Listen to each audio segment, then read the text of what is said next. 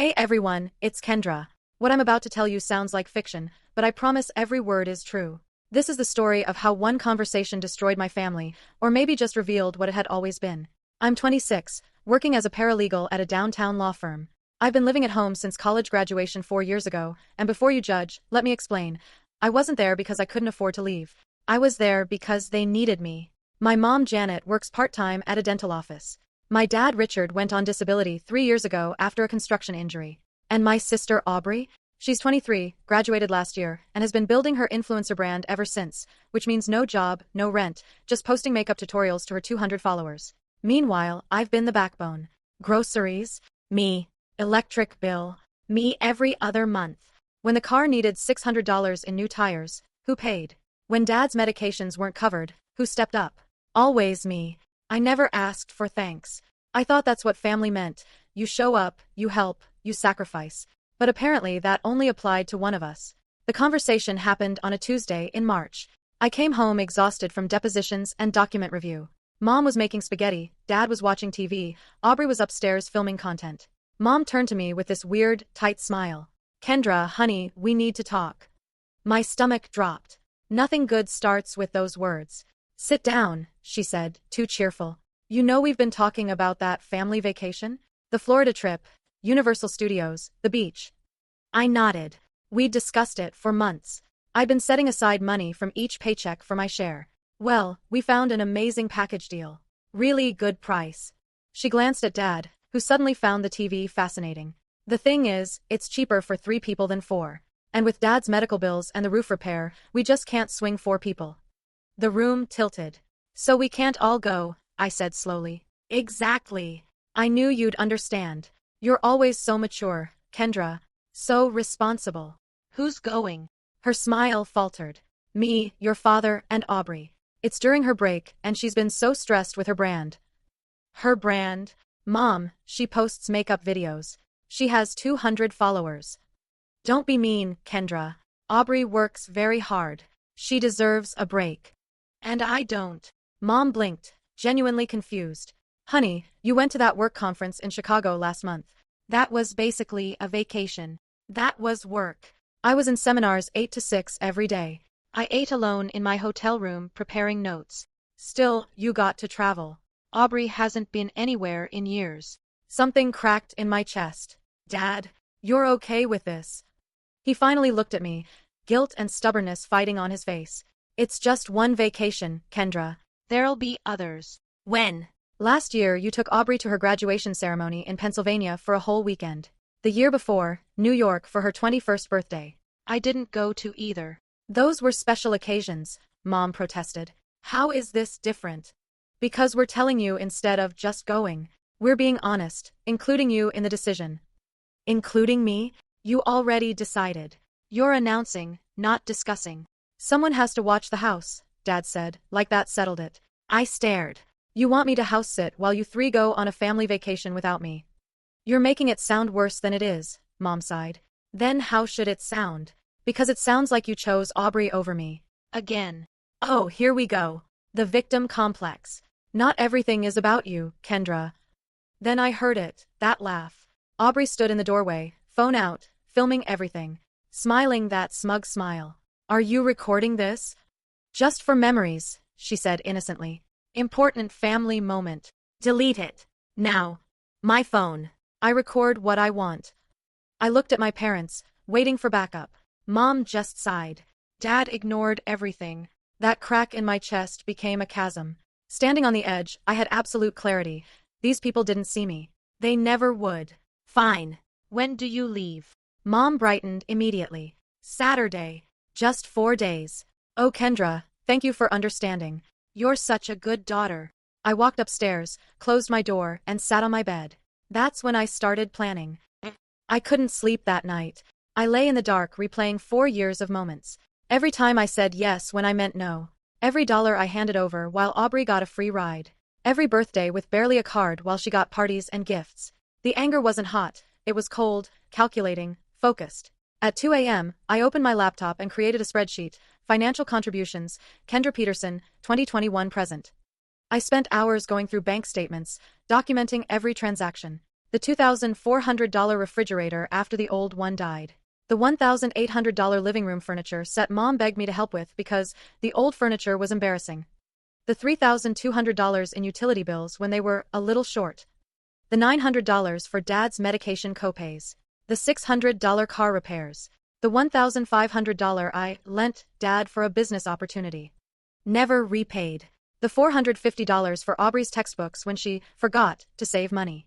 By sunrise, I had everything documented. $18,670. $18,670 over 4 years. But I'm a paralegal. I know contract law, evidence gathering, legal protection. The spreadsheet was just the beginning.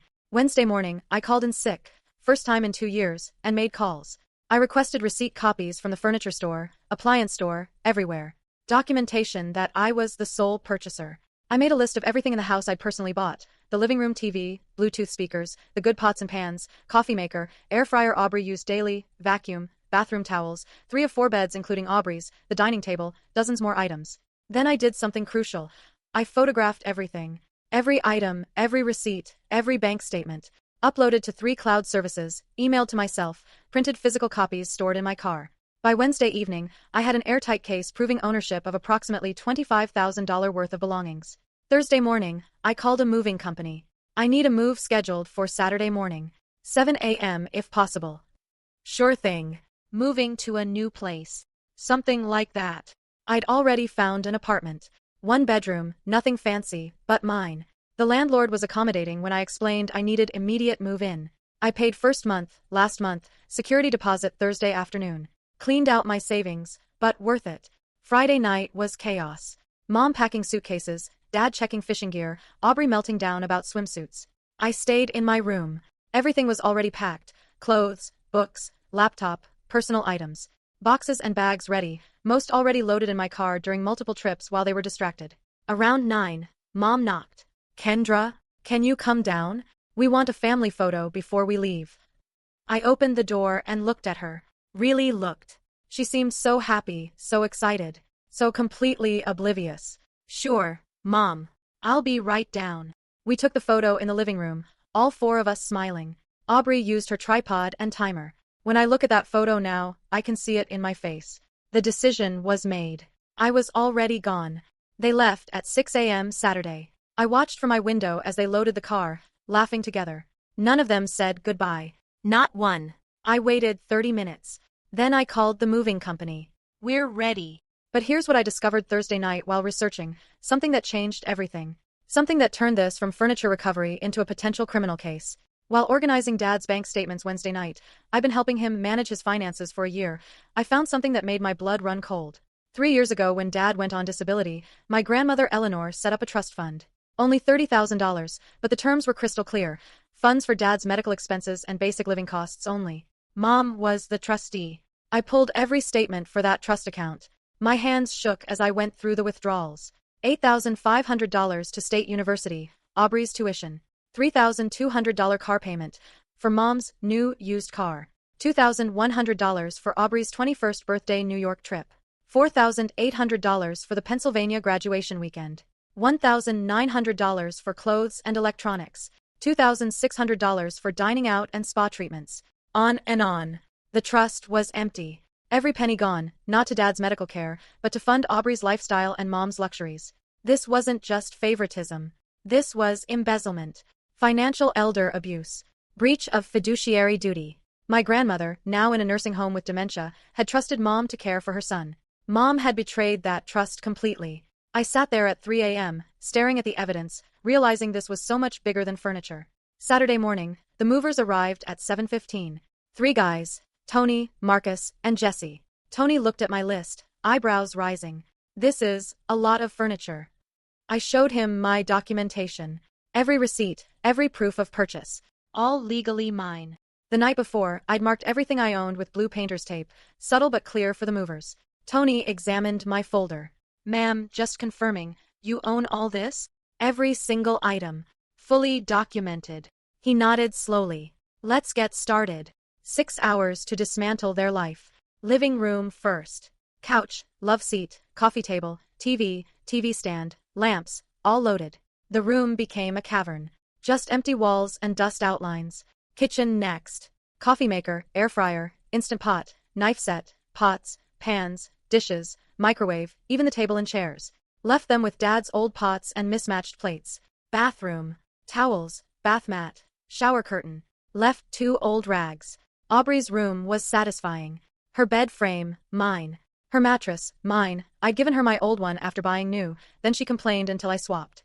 Her desk, mirror, ring light for videos, all mine, including the birthday gift she never thanked me for. When we finished, her room was just a box with a dresser and clothes. Dining room last. The whole set cost nearly $2,000 for my year-end bonus. Mom convinced me we needed it for holidays. By 1:30, the house was a shell. Marcus whistled low. Your family's going to freak. That's the idea. Tony pulled me aside. I need to make sure you're safe. When they come back and see this, anyone you should call. I won't be here. Moving into my new place today. They won't have the address. Good. Real good. I've seen situations like this go bad. Trust me, I've thought this through. We finished by 3. They helped unload at my apartment. I tipped each guy $100 in cash. Standing in my new living room surrounded by boxes, I felt something I hadn't in years. Peace. Then I sent the text. Group message to Mom, Dad, Aubrey, typed the night before. I've moved out. All items I took are legally mine. I have receipts and documentation for everything. Do not contact me except through email. I need space and time. I'll reach out when ready. Kendra. I turned off my phone and took a very long, very hot shower. Monday morning, I turned my phone back on. 47 missed calls. 89 text messages. They started friendly Saturday afternoon. Mom, Kendra, where are you? The house looks strange. Mom, please call. I'm confused about what's happening. Aubrey, where is all the furniture? Then frantic. Mom, Kendra Marie Peterson, you call me right now. Dad, what the hell did you do to our house? Aubrey, are you kidding me? My entire room is empty. Aubrey, you took my bed? What is wrong with you? Then mean. Dad, you're a thief and a liar. We're calling the police. Mom, I can't believe I raised such a selfish, vindictive daughter. You're breaking my heart. Aubrey, everyone's seeing this BTW. My followers are going to destroy you. I laughed at that last one. Her 200 followers. I didn't respond. Instead, I forwarded everything to my email for documentation, then sent a formal message. Mom and Dad. As stated, I've moved out. All items removed are legally my property. I have comprehensive documentation, receipts, bank statements, proof of purchase for every item. If you wish to dispute ownership, pursue legal action. I should inform you I've built an extremely thorough case with my professional legal knowledge. I won't respond to calls or texts. Further communication through email only. I'll respond when appropriate. I need time to heal from years of being overlooked, undervalued, and financially exploited. When ready to discuss rebuilding, I'll reach out. Kendra. Sent at 9:03 a.m. By 9:45, Dad responded. Kendra, this is ridiculous. You're acting like a child. That furniture belongs to the family. Just because you paid doesn't mean you can steal it. Your mother is devastated. Crying all weekend. Aubrey can barely sleep without a bed. I'm in an empty living room with nowhere to sit. Bring everything back immediately or we will take legal action. I don't care what papers you think you have. Dad. I responded within minutes. Dad. Actually, that's exactly what it means. When someone purchases items with their money, they're the legal owner. Family relation doesn't supersede ownership law. If you purchased the furniture and let me use it, it would be yours. But I purchased it with my earnings, making me legal owner. Consult an attorney if you don't believe me, though legal fees are expensive. Based on 4 years of financial struggles, I'm unsure you can afford it. Also for the record, Aubrey's sleeping on my original mattress I left when I upgraded. She should thank me. Kendra. Petty. Yes, but it felt good. Emails continued all Monday. Mom sent rambling messages about hurt and sacrifice. Archived without responding. Aubrey sent, "You're pathetic," with insults about exposing me online. Archived. But Dad's third email showed escalation. Kendra. We went to the police. They said if you have proof of purchase, there's nothing they can do. Civil matter. Fine. You want to play this way? We'll play. We're hiring a lawyer. Suing you for return of property and damages.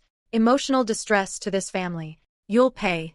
Don't hide behind your fancy law firm job. We know people too. Dad. I read it 3 times, pulse quickening. They were suing. Good. Let them. Because I'd been preparing for this since Wednesday. And I hadn't just documented furniture. I'd documented everything. Monday night, I worked until 2 a.m. building something that would make my firm proud, a comprehensive legal defense so airtight it was impossible to challenge. I created a 47-page document, ownership documentation and financial exploitation evidence, Peterson family case. Section 1. Complete itemized list of removed property with receipts, statements, photos. Total value, $24,850. Section 2. Comprehensive record of financial contributions, utilities, groceries, medical, loans, never repaid. Total, $18,670. Section 3. Text screenshots documenting years of money requests, pay-you-back promises, admissions they couldn't afford things without my help.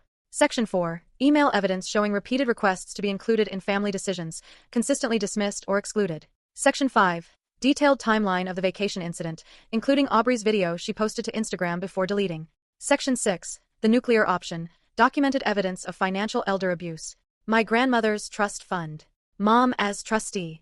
Every transaction showing the $30,000 spent on Aubrey and luxuries instead of Dad's medical care. This wasn't about furniture anymore. This was about years of exploitation, favoritism, and outright theft. And I had them dead to rights. Tuesday morning, I called my boss Patricia Romero, senior partner specializing in family law and estate disputes. Patricia, I need to discuss a personal legal matter. For you, Kendra? Always. What's happening? I gave her the facts. Just legal facts, no emotions. Long silence when I finished. Kendra, do you realize what you have? A solid civil case for conversion and replevin? That, yes. But also potential criminal charges for financial exploitation and misappropriation of trust funds. If your grandmother's still alive. She is. Nursing home in Ohio with dementia. She was sharp when she set up the trust. We need to contact her legal representative and Adult Protective Services. Your mother's actions weren't just wrong, they were likely illegal. My hands shook. I didn't think it would go this far. Did your father know what your mother was doing? I thought hard. Maybe. He must have seen statements. Then he may be complicit. Bring me everything. And Kendra, don't confront them. If they sue you, let them.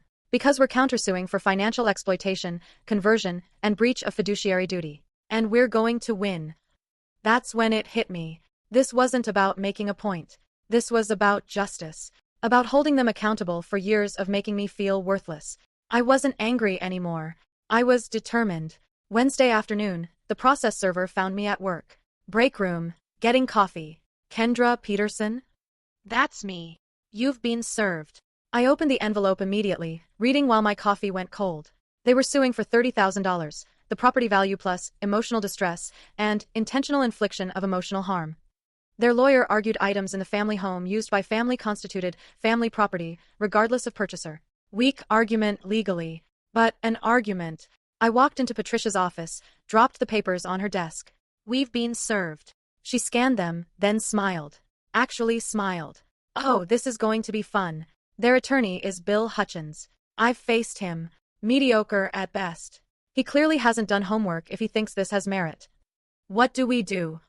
File our answer, deny everything, then file a counterclaim that'll blow their minds. She wasn't kidding. Our counterclaim, filed 2 weeks later, was 38 pages. 1. Declaratory judgment confirming my ownership. 2. Return of $18,670 in unpaid loans and contributions. 3. Breach of fiduciary duty regarding misappropriated trust funds, $30,000. 4. Emotional distress, turning their claim back on them. 5. Attorney's fees and costs. Total claim, $70,000. We also filed with Adult Protective Services about the trust misuse and notified Grandma's nursing home about potential financial exploitation. Day after our counterclaim, unknown number called. Against better judgment, I answered. Hello. Kendra, it's Dad. I almost hung up. Dad, I can't talk. Communicate through your lawyer. Please, just listen. I waited. Did you really call APS? Did you report your mother for stealing from Grandma's trust? The trust was for your medical care. Mom spent every penny on Aubrey. How is that okay? We needed that money for other things. No, you needed it for your medical bills. That was the entire point. Grandma set it up specifically for that. Mom violated the trust. That's illegal. She's going to be arrested. Criminal charges. Your mother could go to jail because of you. No. She might go to jail because of what SHE did. I didn't steal from Grandma. I didn't betray legal trust. I didn't take medical care money and spend it on vacations. That was Mom. She made those choices. Silence. Your sister's devastated. Had to move back home because she can't afford an apartment without furniture. Sleeping on an air mattress. Good. Now she knows how it feels to have nothing. Maybe it'll teach her humility. Kendra, please. We can fix this. Drop the counterclaim, drop APS, we'll drop our lawsuit. Call it even. Even. Dad, you owe me nearly $20,000 in never repaid loans. Mom stole $30,000 from a trust. You excluded me from family vacations and made me feel like garbage for years. But sure, let's call it even. We never meant to make you feel that way. Yes, you did. Maybe not consciously, but you did. Every time you chose Aubrey. Every time you asked me for money but spent it on her. Every time you celebrated her and ignored me. You showed me exactly what I was worth. Nothing.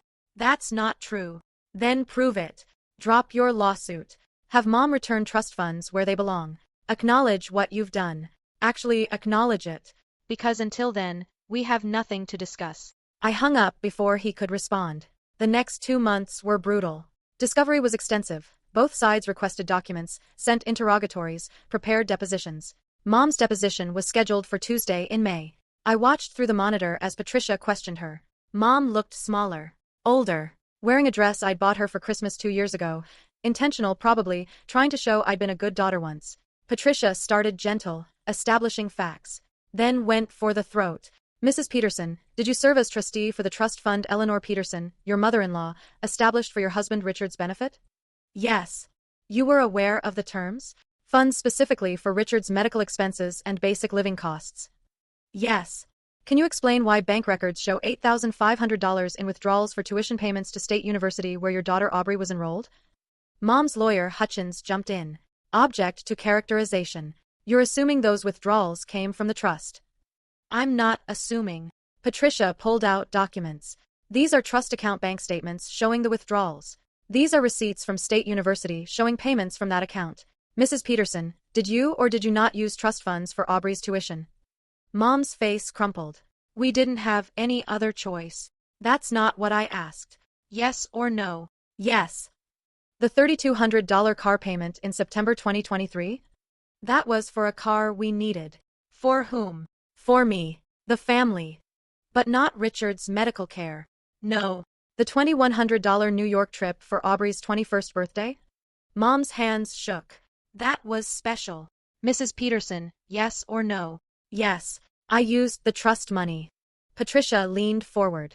So you systematically violated trust terms, misappropriating approximately $30,000 legally designated for your husband's medical care, using it instead to fund your younger daughter's lifestyle. Fair characterization.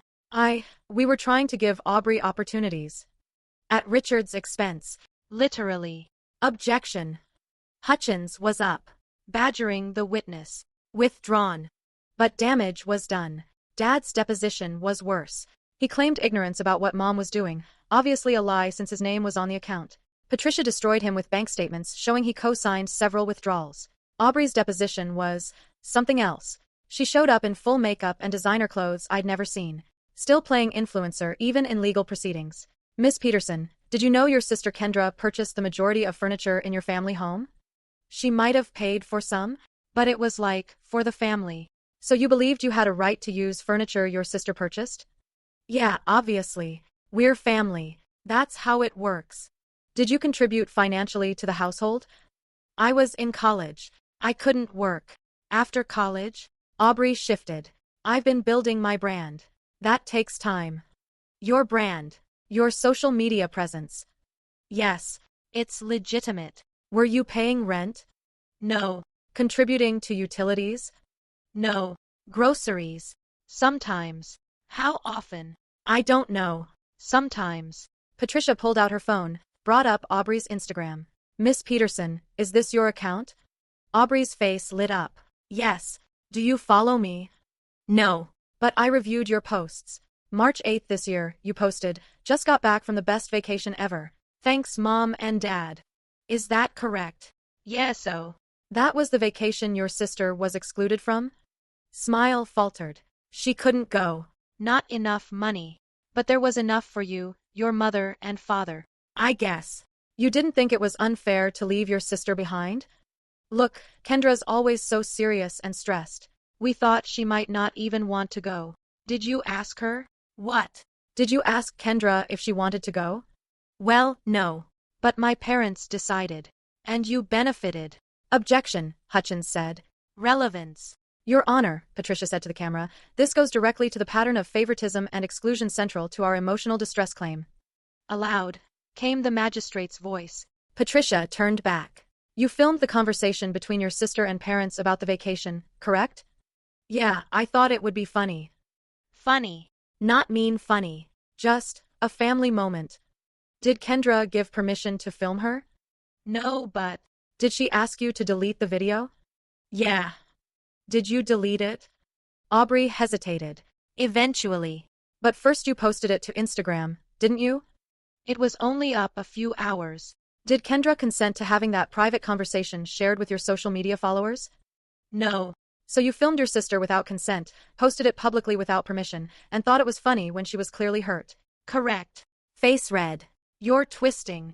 I'm simply asking questions. One more thing, the mattress you're currently sleeping on, did you purchase it? No. Who did? I don't know. It was just always there. It was Kendra's original mattress she gave you when she bought herself a new one. Were you aware? No. So when Kendra moved out and took her possessions, the bed frame and upgraded mattress she'd purchased, you were left with a mattress originally belonging to her that she'd given you. And you still considered yourself a victim? Aubrey didn't answer, just stared at the table. By late June, our case went from strong to bulletproof. July brought a call from Hutchins to Patricia with a settlement offer. They'll drop their lawsuit if Kendra drops the counterclaim, Patricia told me. No money changes hands, everyone walks. No, I said immediately. Kendra, you should consider. No. They don't get to sue me, drag me through months of legal hell, then walk away when they realize they're losing. I want trial. Silence. I need to tell you something as your attorney. If this goes to trial, things get ugly. Really ugly. Your family torn apart in open court. Their finances, favoritism, everything, public record. Good. Your mother could face criminal charges if APS investigation continues. She should face charges. She stole from a trust fund for my father's medical care. This isn't just about furniture. This is about destroying your family's reputation, possibly sending your mother to jail, permanently severing whatever relationship remains. Are you absolutely sure? I thought about that Tuesday in March. Mom smiling while telling me I wasn't important enough for vacation. Aubrey filming me without consent. Dad refusing to look at me. I'm sure. They destroyed the relationship themselves. I'm just making sure they face consequences. Patricia sighed. All right. We prepare for trial. But family law cases almost never reach actual trial. Once everyone sees the evidence, once depositions are done and ugly truths laid out, people realize fighting costs more than surrendering. 2 weeks before our trial date, Hutchins called again. New offer. Your client drops the counterclaim. My clients drop their lawsuit. They'll pay $10,000 for unpaid loans. Janet resigns as trustee, returns what's left, about $4,000, to a new trustee who'll actually use it for Richard's care. No criminal charges? Patricia asked. The family won't pursue them. Can't control what APS decides. She looked at me. Thoughts? What about emotional distress? What about acknowledgement? Patricia relayed it. Long pause, then Hutchins returned. My clients will provide written apology acknowledging favoritism and financial exploitation, kept private between parties. Not good enough, I said. I want them to publicly acknowledge it. A statement they can't take back. More negotiation. More back and forth. Finally, a written, notarized statement signed by all three acknowledging 1. Favoritism shown to Aubrey. 2. Financial exploitation of Kendra's contributions. 3. Misuse of trust fund. 4. Formal apology for years of emotional neglect. Plus $15,000 repayment. $10,000 for loans. $5,000 emotional damages. Plus mom resigning as trustee, returning what's left. Plus, my addition, mandatory family therapy if they wanted a relationship with me. And I picked the therapist. Done, Hutchins said, exhausted. Settlement signed August 12th. Exactly 5 months after I moved out. The check cleared August 20th. $15,000. But it wasn't about money. Never was. It was about acknowledgement, validation that I wasn't crazy, hadn't imagined years of neglect and favoritism. The notarized statement sat in my filing cabinet, proof in black and white that my family finally admitted what they'd done. But I still didn't contact them. September came. I got promoted, junior attorney position, pending bar results. Patricia had been so impressed she recommended me for early advancement. October. I started dating Marcus, one of the movers. We'd run into each other at a coffee shop. He knew the whole story, didn't judge. November brought an email from Aubrey. Kendra, I know you probably don't want to hear from me. I know I was awful. But I need you to know the last 6 months have been hell, and not just because of the lawsuit. I had to get a real job. Retail now. I hate it, but I can't afford to sit around building my brand. Mom and Dad can't support me. I'm in a studio apartment I can barely afford. Eating ramen most nights. Had to sell stuff just to make rent last month. Worst part? I finally understand what you were trying to tell us. About how hard you worked. How much you sacrificed. How invisible you felt. I'm invisible now. At work, at home, everywhere. And it sucks. I'm not asking forgiveness. Not even asking you to respond. I just wanted you to know I'm sorry. Really, truly sorry. And I understand if you never want to talk to me again. Love. Aubrey. I read that 10 times. I wanted to feel vindicated, satisfied she was experiencing consequences. Instead, I just felt sad. I didn't respond. Not yet. Maybe someday. Thanksgiving came. I spent it with Marcus and his family. Warm, welcoming, treating me like I'd always belonged. First holiday in years where I didn't have to prove my worth. Week after Thanksgiving, unknown Ohio area code called. Hello. Kendra? Catherine Mills, patient advocate at Sunrise Senior Living where your grandmother Eleanor resides. Heart dropped. Is she okay? Physically, fine. But I'm calling because she's been asking about the trust fund she set up for your father. She has good days and bad days. Yesterday was good. She wanted to know if Richard's getting the medical care he needs. I closed my eyes. What did you tell her? That there were issues with trust management being resolved. She seemed worried. Kept saying Richard needs to be taken care of, that the money was specifically for him. She's right. It was. And it wasn't used the way she intended. I'm aware. The APS investigation has concluded, and we've been informed. I wanted to let you know your grandmother requested to see you. She may not remember why depending on how she is when you arrive, but on good days she's very clear she wants to thank you. Thank me. For making sure her wishes are respected. For protecting your father. She said you're the only one in the family who can be trusted. I had to sit down. I drove to Ohio the following weekend. 8 hours through snow and sleet, gripping the wheel with white knuckles, unsure what I'd find. Grandma Eleanor sat in the common room doing a puzzle with a nurse. She looked up when I walked in, no recognition at first. Then something clicked. Kendra? Is that you? Hi, Grandma. I knelt by her chair. She touched my face, hands thin and papery. You look so much like your mother did at your age. Before. Catherine said you wanted to see me? Did I? Oh yes, yes. She patted my hand. I wanted to thank you for taking care of Richard. The nurses told me what Janet did with the money. I should have known better than to make her trustee. But I thought she'd do the right thing. It's not your fault, Grandma. Isn't it? I've watched that family fall apart for years, Kendra. Watched them treat you like you weren't enough, like you didn't matter. I tried to say something, but your father wouldn't listen. He never listened. Tears slid down my cheeks. You noticed. Of course. I'm old, not blind. She squeezed my hand. You're better off without them, you know. Better building your own life. You were always too good for them, too strong. They held you back. I don't know if I'm strong. I feel like I just ran away. No, Grandma said firmly. You set yourself free. There's a difference. We talked for 2 hours. She drifted in and out, sometimes sharp, sometimes confused. But in clear moments, she was the grandmother I remembered.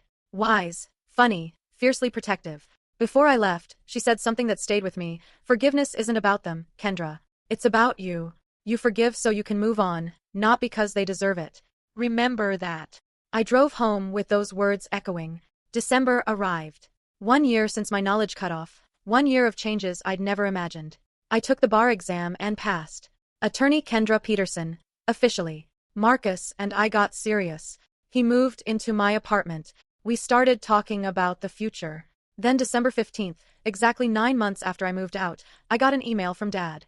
Kendra, Your mother and I have been going to therapy. Not together, she's going individually, and so am I. We also found a family therapist helping us understand what we did wrong. I won't make excuses. We failed you.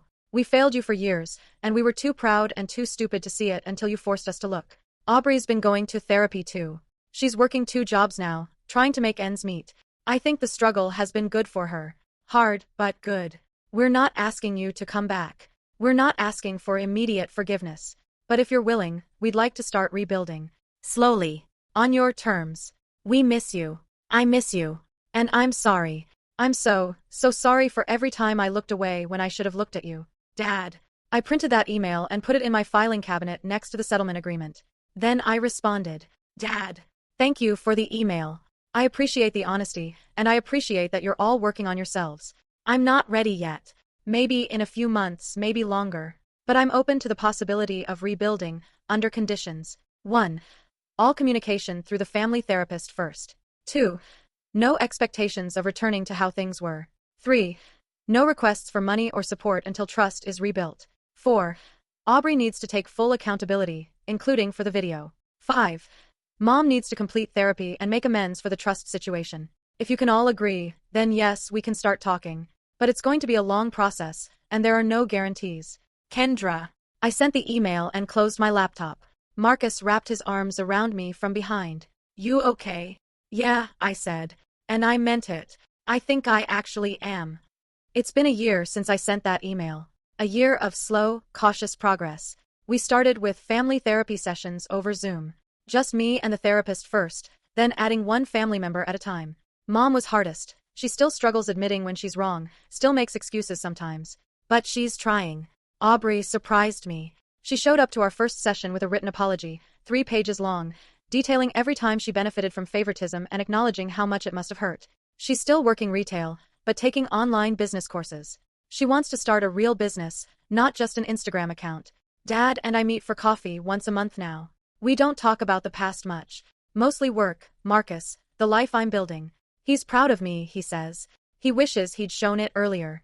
The trust fund money, what was left, is now managed by a professional trustee.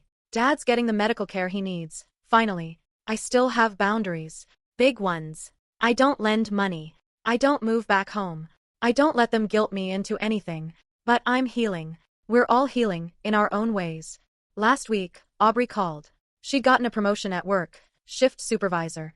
Excited, proud, and she wanted to tell me first. I finally get it, she said. What you felt like when you accomplished something and nobody cared. It's lonely, right? Yeah, it really is. I'm glad you have people who care now. I'm glad you have Marcus and your work friends and your grandmother. You deserve people who see you. Thanks, Aubrey. And Kendra, for what it's worth. I see you now. I'm sorry it took me so long. We're not close. Not yet. Maybe we never will be. But it's a start. Mom sent me a card last month for my birthday. Inside was a check for $500 to help with anything you need, and a note. I know this doesn't make up for anything, but I wanted you to know I'm thinking of you. I'm proud of you. I'm sorry I didn't say it more. Mom. I cashed the check. I'm not too proud to accept it, and I think that's growth on both our parts. She's learning to give without expectations, and I'm learning to receive without resentment. 2 weeks ago, I visited Grandma Eleanor again. She was having a really good day. We talked about everything. My job, Marcus, the family situation. You did the right thing, she said. Standing up for yourself. I'm proud of you, Kendra. I always have been. Thank you, Grandma. That means everything. Just remember, you didn't break this family. They broke themselves. You just refused to keep holding the pieces together while they kept breaking them. She's right.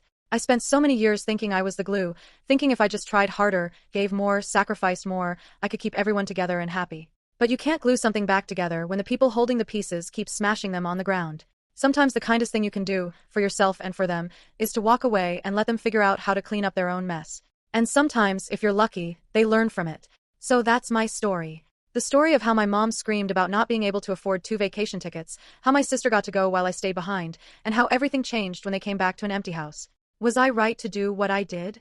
I've asked myself that question 1,000 times. Some days I'm sure I was. Some days I wonder if I went too far. But here's what I know for certain. I'm happier now than I've ever been. I have a career I love, a partner who respects me, and a life that's entirely mine. I have boundaries that people actually respect. I have worth that isn't measured by what I can give or how much I can sacrifice. And my family. They're better too, in their own ways. Aubrey's learning responsibility. Mom's learning accountability. Dad's learning to speak up instead of staying silent. We'll never be the family we were before. But maybe we can be something better. Something healthier. Or maybe we won't. Maybe this cautious peace is as good as it gets. And I'm okay with that too. Because I finally learned the most important lesson. You can't set yourself on fire to keep other people warm. You can't sacrifice your own worth for people who don't appreciate it. And when someone shows you who they are, when they choose someone else over you again and again and again, you're allowed to believe them. You're allowed to walk away. You're allowed to choose yourself. I chose myself. And it was the best decision I ever made. If you're in a similar situation, if you're the one who's always overlooked, always taken for granted, always expected to understand and sacrifice and be okay with being less, then please hear me when I say this. You deserve better. You deserve to be seen. You deserve to be valued. And if the people in your life can't see that, if they can't value you, then maybe it's time to find people who will. Take it from me, life on the other side of that decision is hard, but it's so much better than the alternative. Thank you for listening to my story. I hope it helps someone out there feel less alone. Take care of yourselves. And remember, you're worth fighting for. This is Kendra, signing off.